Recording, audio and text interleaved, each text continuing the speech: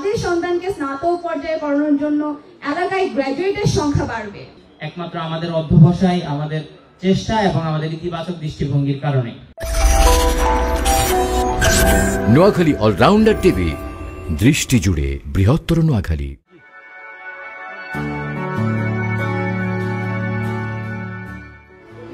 নোয়াখালী সদর উপজেলার ৫ নং বিনোদপুর ইউনিয়নের জালিয়াল গ্রামের আপনজন নামক সংগঠনের পক্ষ থেকে ৮৩ জন মেধাবী শিক্ষার্থীকে সংবর্ধনা ও পুরস্কার দেওয়া হয়েছে।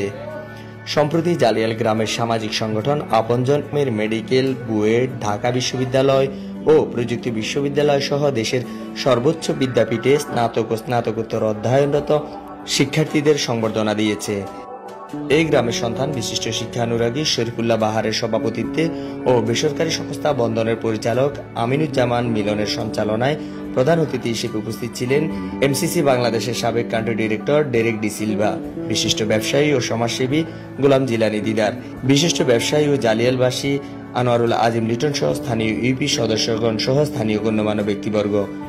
আমন্ত্রিত অতিথিগণ সংবর্ধনা অনুষ্ঠানে তাদের বক্তব্যে সংবর্ধিত শিক্ষার্থীদের উদ্দেশ্যে আলোকিত মানুষ হিসেবে নিজেদের প্রতিষ্ঠিত করে আলোকিত সমাজ ও রাষ্ট্র গঠনের জন্য উপদেশ দেন। সময় সমষ্টিটা হলো জীবন, আর জীবনের জন্য দরকার শ্রম, আর শ্রমটাকে অ্যাচিভ করতে হলে তোমাকে সামাজিক, অর্থনৈতিক, শিক্ষা প্রত্যেকটা জিনিসের উপর তোমাকে প্রিপেয়ার করতে হবে। জালিয়াল গ্রাম শব্দটা মনের মধ্যে একটা সৃষ্টির উদ্বেগের একটা স্পৃহা জোড়ায়। উল্লেখ্য, জালিয়াল গ্রামের আপনজন সংগঠন বিগত 2 বছর যাবৎ এই গ্রামের বিভিন্ন পর্যায়ের কৃতি শিক্ষার্থীদের সংবর্ধনা দিয়ে আসছে। বিগত 27 জানুয়ারি এই গ্রামের এসএসসি ও সমমান পরীক্ষায় উত্তীর্ণ 40 জন শিক্ষার্থীকে দেওয়া হয় সংবর্ধনা। তার এই ধারাবাহিকতায় এবার স্নাতক ও স্নাতকোত্তর পর্যায়ের শিক্ষার্থীদের দেওয়া হয় এই সংবর্ধনা। সংবর্ধনা পেয়ে খুশি হন শিক্ষার্থীরা। জীবনের অনেকগুলো ধাপ পেরিয়ে আমরা আজকে এই জায়গায় এসে পৌঁছেছি একমাত্র আমাদের অধ্যবসায়, আমাদের চেষ্টা এবং আমাদের ইতিবাচক দৃষ্টিভঙ্গির কারণে।